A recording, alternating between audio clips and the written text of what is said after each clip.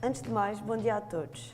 É um enorme prazer estar na vossa presença e, sem mais demoras, vamos começar o nosso debate. O terrorismo é cada vez mais pertinente e abordado em vários debates. Como tal, penso que este é um bom tópico para a conversa.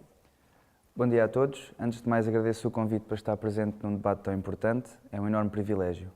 Concordo plenamente. Mas antes de mais é necessário haver uma contextualização relativamente ao terrorismo nos dias de hoje. No início do século XXI, especialmente depois dos atentados em Nova Iorque no ano de 2001, existiram estudiosos que classificaram o terrorismo em 4 tipos diferentes: terrorismo revolucionário, terrorismo nacionalista, terrorismo de Estado e terrorismo de organizações criminosas, sendo que existe sempre a ideia errada de que o terrorismo está maioritariamente ligado ao islamismo. Relembrando que nem todos os ataques terroristas estão associados ao Islã e visto que somos todos membros da sociedade, que atitudes consideras importantes adotar perante o terrorismo? Não ter medo. Quanto mais pânico e terror um atentado causar, mais impacto terá perante a sociedade. Como sociedade livre, todos devemos continuar a viver as nossas vidas e o medo não pode nunca vencer perante a liberdade. Claro, concordo plenamente. A liberdade de cada um é algo fundamental para o bem-estar de cada um de nós. Mostrar uma identidade forte como um todo passará uma mensagem forte e perante aqueles que praticam o terrorismo. Por isso mesmo, devemos continuar a viver a nossa vida, frequentar espaços de convívio e lazer, passear na rua ou andar de transportes públicos. A verdade é que também não sabemos com quem nos podemos estar a cruzar. É sempre uma incógnita. Os terroristas atacam sempre de forma inesperada em diferentes países e locais. Continuam a existir a proteção e o controle contra o terrorismo, mas também, devido a uma abertura maior dos países, os terroristas mais facilmente entram e infiltram-se na sociedade e nos países. E caso algo aconteça, o importante é reagir e estarmos inseridos numa sociedade que é capaz de se reerguer perante uma tragédia de forma rápida. Acha importante o reforço policial e de segurança, Claro que sim, apesar de considerar que este reforço deve existir sempre. de modo a prevenir tragédias? Sim, melhor do que reerguer será prevenir. Sem dúvida, e cada um de nós terá de ter mentalidade forte e ajudar quem ficou afetado, da forma que puder. Nunca sabemos o que nos espera. Fica então claro que um sentimento de união é extremamente importante perante o terrorismo. Como um todo, devemos coordenar atos bárbaros, devemos lutar pela liberdade e pelos valores democráticos. Surge também uma questão importante que contribui neste contexto para dar um reforço. Como é que a mediatização do terrorismo por parte dos mídias tem contribuído para o cumprimento de um dos objetivos do próprio terrorismo, que é, obviamente, a propagação do medo? Como todos sabemos, uma vez que vivemos numa sociedade cada vez mais ligada aos mídias, a tecnologia tem cada vez mais influência nas nossas vidas. Tudo o que é dito através dos mídias é assimilado instantaneamente por milhares de pessoas e, como é de esperar, o terrorismo não é uma exceção. Quantas vezes somos, nós como indivíduos, e desculpem a expressão, bombardeados com publicações de ameaças de bomba? Quantas vezes somos escravos do medo quando acreditamos que certas situações são credíveis? Ainda a semana passada li um artigo de um comediante chamado Diogo Faro, que aliás é um ex-aluno da ESC. Ele ridicularizava uma situação que lhe aconteceu há uns dias no WhatsApp e a situação era a seguinte. Circulava uma mensagem alarmante sobre uma ameaça terrorista em Lisboa, envolvendo uma figura chamada Irmã Maria, que trabalhava no Tivoli. E agora pergunto-me, como pode alguém acreditar em tremenda palhaçada? E a verdade é que muita gente acreditou. E um amigo meu foi um deles. Mas de onde poderá vir esta mensagem? Será a fonte credível? Obviamente que não. E o mais engraçado é que não são só estas mensagens que circulam na internet. Dou o exemplo dos jornais online, como o Diário de Notícias, que supostamente deveria ser uma fonte credível. Todo um aparato feito em torno de uma pequena especulação. Até fotos tiraram. As pessoas não podem ter medo e finalizo com uma situação do autor Salman Rushdie, que diz, e passo a citar: a melhor forma de combater o terrorismo é não ser aterrorizado pelo mesmo. Mas visto que estes ataques têm sido constantes, como é que estes grupos terroristas se financiam? Onde garantem a sua própria sustentabilidade? É uma excelente questão e uma vertente do assunto realmente importante e controversa. Quem terá interesse em ajudar organizações terroristas? É um facto que os recursos financeiros e matérias são a espinha dorsal de qualquer organização, incluindo as terroristas. O principal é a seguinte: são as organizações que financiam ou existe participação de terceiros? Essa é a segunda parte e talvez a mais delicada da questão. As organizações terroristas financiam-se de duas formas: legais, por terceiros, e ilegais, autonomamente. Isto significa que, para além de financiamentos externos, as organizações terroristas estão também ligadas a outro tipo de crimes que lhes garantem sustentabilidade. nomeadamente tráfico de capitais, de pessoas, tráfico de droga. Por outro lado, o financiamento externo pode surgir de várias fontes, Estados, empresas. Ponto de parte dessa questão, gostaria de lhe perguntar, tendo em conta que cada vez mais temos consciência de que a comunicação está presente em tudo, considera que esta, enquanto ferramenta da globalização, tem gerado a sensibilização humana para o terrorismo? Claro. É certo que uma comunicação transparente, aberta e realista, que felizmente é a que temos recebido, sobre o terrorismo, é a forma mais eficaz de consciencializar as pessoas sobre o mesmo. É claramente um problema global. Não vale a pena transmiti-lo como algo que não mereça a nossa preocupação, assim como a nossa falta de empatia sobre o mesmo, ainda que não nos tenha atingido diretamente. A nossa comunicação global faz com que um ataque terrorista já não se centre só num ponto territorial, porque a cobertura mediática dessa ocorrência vai chegar à casa de todos nós. Infelizmente, 2017 acabou por ser um ano marcado por numerosos atentados em várias partes do mundo. O que aconteceu este ano em Manchester, Londres, mais recentemente em Nova Iorque, sensibilizou nações inteiras porque assistimos às ocorrências em direto. Nesta questão, a comunicação social teve de bom dar-nos o devido conhecimento real e duro do que se passou, mostrando tudo. Claro que mantinham o aviso de conteúdo gráfico explícito e as seguintes imagens podem sensibilizar as pessoas mais sensíveis. No entanto, mostraram-nos tudo, desde autocarros a serem atacados, pessoas a serem atropeladas, crianças a serem atacadas num concerto, tiroteios, explosões. Nós tivemos acesso a isto tudo através dos mídias e da partilha de vídeos. É óbvio que isto vai gerar empatia e sensibilizar-nos, a menos que tivéssemos um grau de psicopatia que nos tornasse frios perante estas realidades. Para além destes infortúnios, este ano assistimos a algo muito forte, a união das pessoas pela paz, como por exemplo o concerto de Manchester, instituído pela cantora Ariana Grande no passado mês de junho. O espetáculo teve um impacto incrível.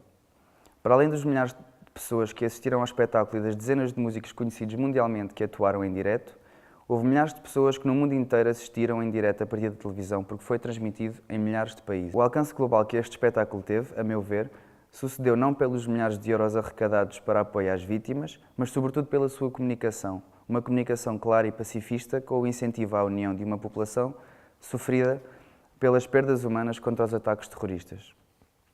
Ariana Grande prezou pela sua comunicação, por ter montado o próprio espetáculo, em conjunto com a sua equipa, pela divulgação que fez no mesmo, sobretudo através das redes sociais, como também pela forma como abordou o público durante o próprio espetáculo. Concordo plenamente consigo.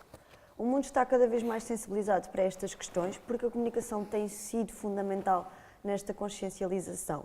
Os meios de comunicação social e as redes sociais dão-nos a informação, é certo, mas não só. O forte embate que o terrorismo tem vindo a causar na sociedade apodera-se também dos temas de conversa no local de trabalho, no ambiente social, na família. Prende-se em todas as nossas formas de comunicação, porque afinal de contas somos todos humanos sentimentalistas que não estamos, nem nunca deveremos estar preparados e muito menos iríamos aceitar habitar num mundo com tanta crueldade. Esta comunicação permite-nos sentir empatia pelas vítimas e aumentar o desdém sobre o terrorismo, assim como nos vai dar mais informações em tempo real sobre o que está a acontecer, unindo-nos através da solidariedade. Para além disso, a população pode sentir-se mais segura, porque tem acesso a informação sobre o que fazer numa situação de risco e sobre as medidas tomadas pelos países de proteção de todos. Isto torna-nos mais sensíveis, mais fortes, temos a capacidade de chegar às vítimas e de nos protegermos. Ficando esclarecida esta questão, gostaria de lhe perguntar quais acha ser os motivos de cada vez mais existirem pessoas a juntarem-se às organizações terroristas e, já agora, quais serão os seus métodos de recrutamento? É uma excelente questão. A via principal de propagação dos princípios e crenças terroristas é, obviamente, a internet. Existem imensos vídeos e textos disponíveis online, onde os apoiantes expõem o porquê de se terem convertido. E até mesmo aqueles que não se convertem, mas continuam a falar do assunto nas redes sociais, o que acabam por mostrar o seu apoio e concordância com os atos terroristas. O que acabou de dizer é importante sublinhar. Muitas pessoas, por vezes, mal informadas, acham que devem opinar sobre o assunto nas plataformas sociais e estão no seu direito. No entanto, também elas que julgam estar a agir contra o terrorismo, estão a colocá-lo nas luzes da ribalta. Ou seja, mesmo que estejam apenas a dar a sua opinião, podem acabar por dar demasiada atenção ao tema, e é exatamente isso que os extremistas pretendem. Eles querem ser falados, querem ser conhecidos. Pois, os grupos terroristas gostam e desejam ser tema de polémica e conversa, porque isso ajuda a aumentar o número de apoiantes, facilitando assim o seu recrutamento. Surgem inúmeros jovens que publicam vídeos onde afirmam que pretendem juntar-se à causa, e isto acontece na maior parte dos casos, pelo facto de essas organizações terem uma propaganda muito forte. Por falar em recrutamento, a maior parte dos jovens que se junta a esta causa fala porque não se sente bem na sociedade onde está inserido. Esses jovens sentem que não encaixam e acabam por expor esses sentimentos no Twitter ou outro tipo de rede social. Ao se exporem dessa forma, abrem uma porta para o recrutamento. As organizações são peritas em criar perfis falsos e em meter conversa com as pessoas. E assim, dessa forma, começam por lhe mostrar sinais de esperança, o que faz com que seja mais fácil atrair estes jovens desamparados. Os principais alvos são, apesar de ser muito triste, normalmente, miúdos que não têm uma vida social muito ativa, que têm uma autoestima muito baixa, os que se acham feios, gordos, etc. É aqui que entram os pais. Os pais têm de estar bastante atentos, agora mais do que nunca, ao que os filhos fazem na internet. Se antigamente já era um mundo perigoso, agora ainda mais. É crucial que os pais tenham controle sobre o que os filhos veem na internet. É preciso controlar o tempo que passam em frente ao computador e o que estão a fazer. Ao computador e não só. Nos dias de hoje tem-se internet em qualquer lado. Mas há aqui um ponto que também é importante referir e que ainda não foi abordado, que é o contributo do terrorismo no avanço da extrema-direita, principalmente na Europa. Como explica este acontecimento? Essa questão é bastante pertinente e muitas vezes encobrida devido a outros fatores que levam a este avanço.